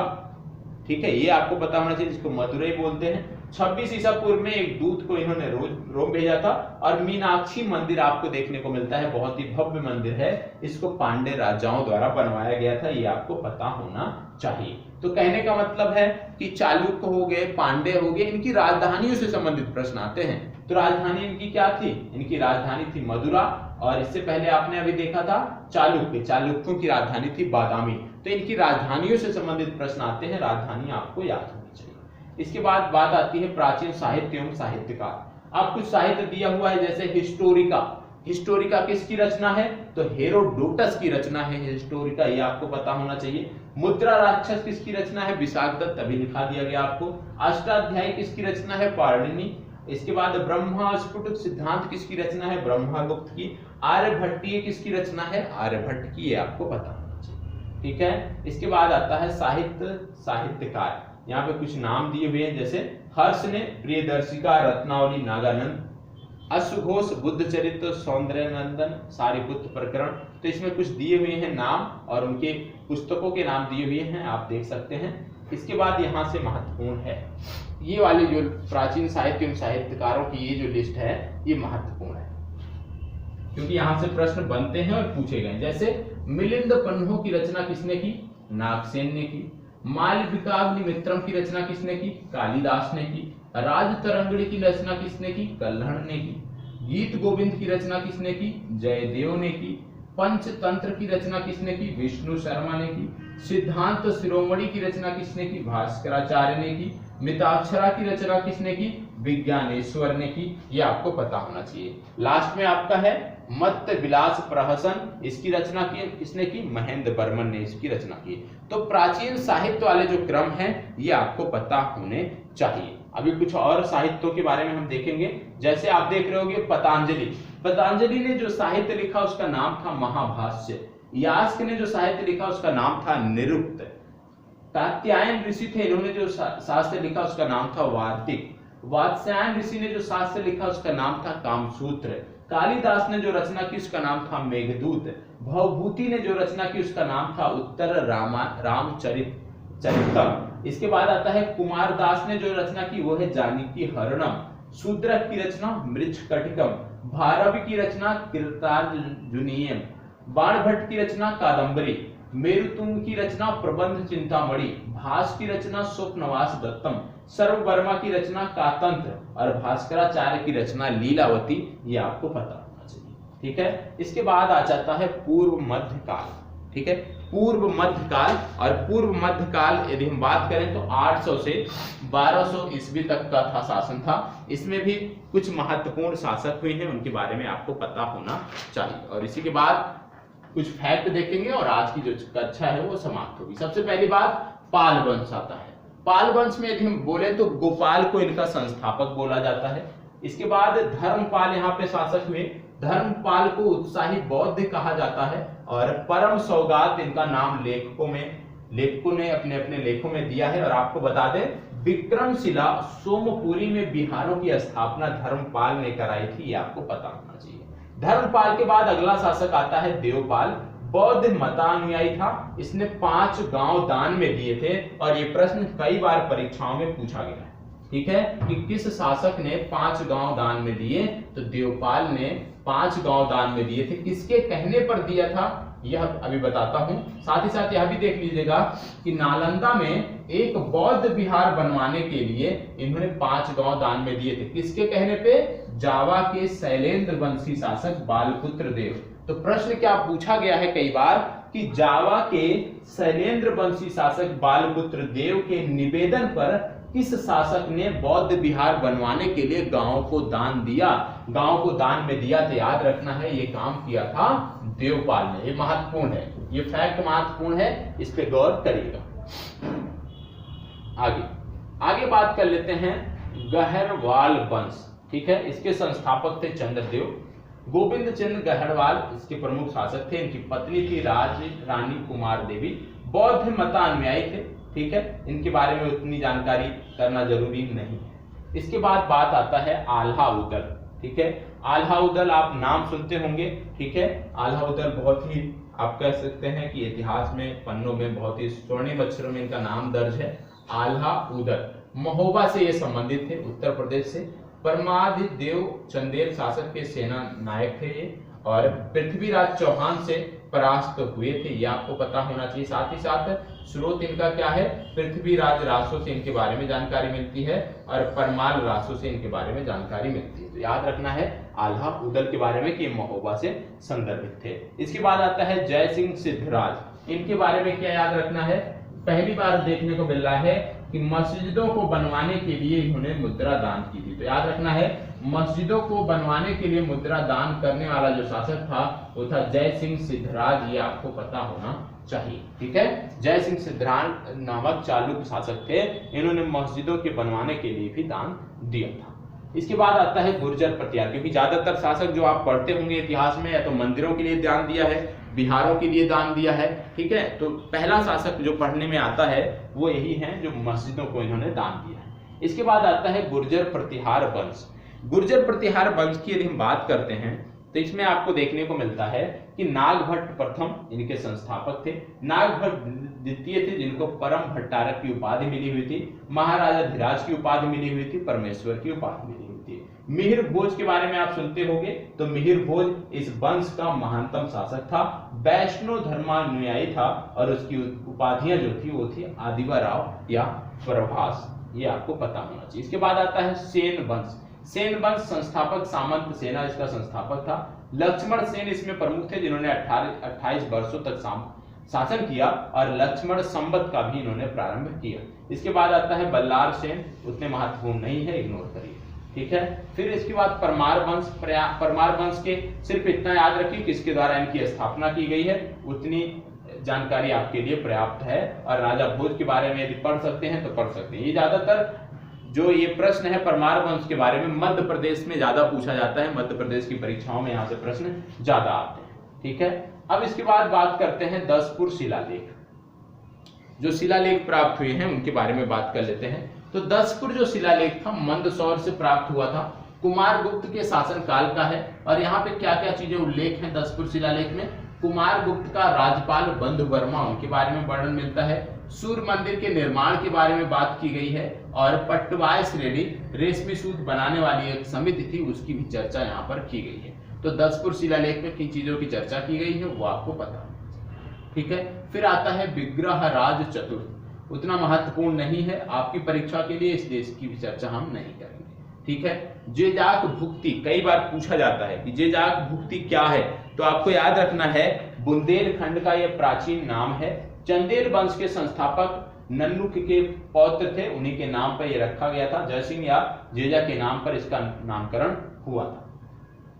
इसके बाद आता है हेमचंद, महत्वपूर्ण नहीं है। देखो हमें परीक्षा के समय में जो चीजें बहुत ज्यादा महत्वपूर्ण है उस पर हमें ध्यान देने की जरूरत है, वो हमें पढ़ना है, क्योंकि यदि हम पूरा पढ़ने बैठ जाएंगे तो चीजों को हम कवर नहीं कर सकते हैं। तो कुछ ना कुछ हमें इस तरह से आगे बढ़ना है, इस तरीके से अपनी रणनीति बनानी है कि ज्यादा से ज्यादा चीजें हमारी कवर हों और वो कवर हों जो हमारी परीक्षाओं के लिए महत्वपूर्ण हो। हमें समय फालतू समय नहीं देना, हमें 100% नहीं तैयार करना, हम 60% ही तैयार करके जाएं, लेकिन उनमें से कम 50% सेक्शन ऐसे हों जिससे प्रश्न बनते हों तो हम क्वालिफाई कर सकते हैं। हमें 100% करने की जरूरत नहीं है, 70 टारगेट करके चलिए, 70-75 उतने में आप चीजों को बेहतर कर ले जाएंगे। चलिए अन्य महत्वपूर्ण तथ्य है, इसमें कुछ जानकारी दी गई है, उसको आप देख लीजिएगा पीडीएफ में, ठीक है। इसके बारे में हम बात नहीं कर रहे हैं।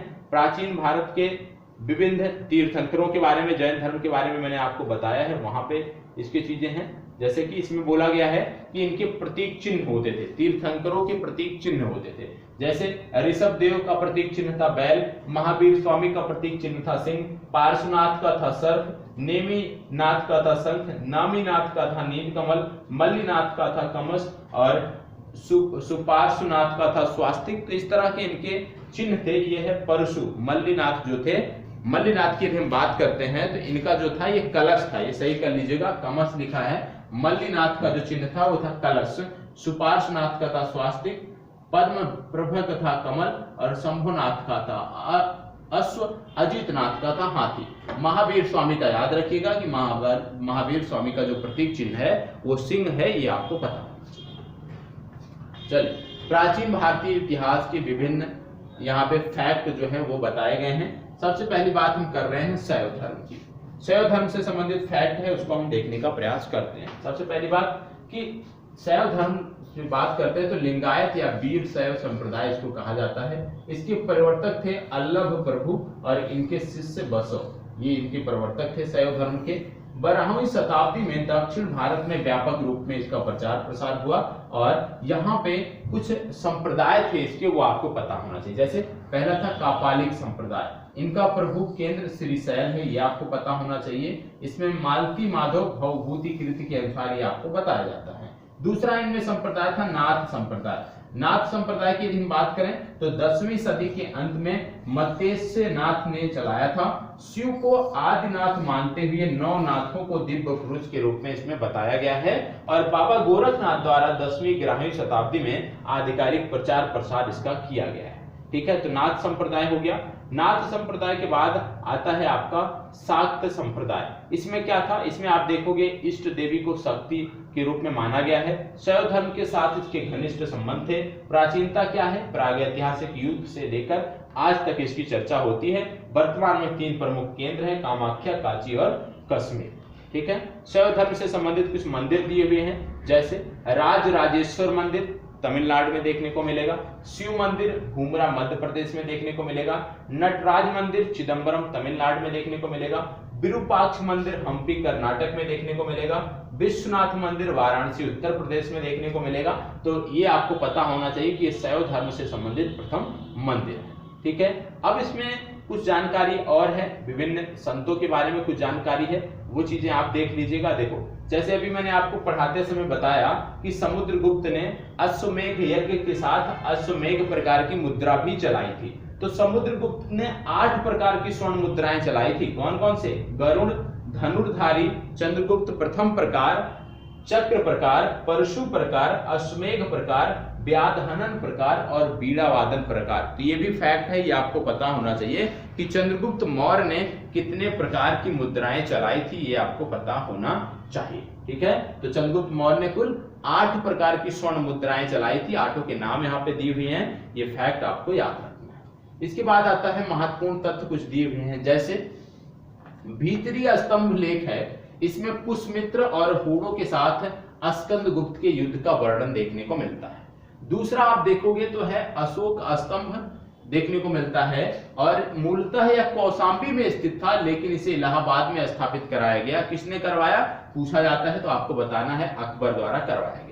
गुप्त शासकों में सर्वप्रथम सिक्के जारी करने वाला प्रथम शासक था चंद्रगुप्त। यह आपको याद रखना है कि प्रथम शासक था जिसने सबसे ज्यादा सिक्के जारी किए थे, तो चंद्रगुप्त प्रथम याद कर लीजिएगा, चंद्रगुप्त नहीं बल्कि चंद्रगुप्त प्रथम याद कर लीजिएगा। यहाँ पे प्रथम नहीं लिखा है, कर लीजिएगा। गुप्त काल में कला एवं साहित्य में हुई प्रगति के आधार पर इस काल का अन्य नाम क्या पड़ा, प्राचीन भारत का स्वर्ण युग पड़ा। ये भी करेक्ट है, ठीक है। इसके बाद सम्राट हर्ष के बारे में बताया गया है कि किस प्रकार से इनकी राजधानी क्या थी, कौन सा विदेशी यात्री इनके दरबार में आया, इसकी चर्चा हमने पूर्व में कर लिया है, तो इसकी चर्चा अब नहीं करेंगे। तो आज की जो हमारी चर्चा है वो यहीं पे समाप्त होती है, और जितनी चीजें थी इससे संदर्भित उसको हमने अच्छे से समाप्त किया है। कल से मध्यकालीन भारत की चर्चा हम करेंगे, और मध्यकालीन भारत की प्राचीन भारत से आपकी परीक्षा में ज्यादा प्रश्न नहीं पूछे गए हैं, इसलिए प्राचीन भारत को हमें ज्यादा तवज्जो नहीं देना था। तो मध्यकालीन भारत से कल हम अच्छे से डिटेलिंग करेंगे और मध्यकालीन भारत से संबंधित चर्चा शुरू करेंगे।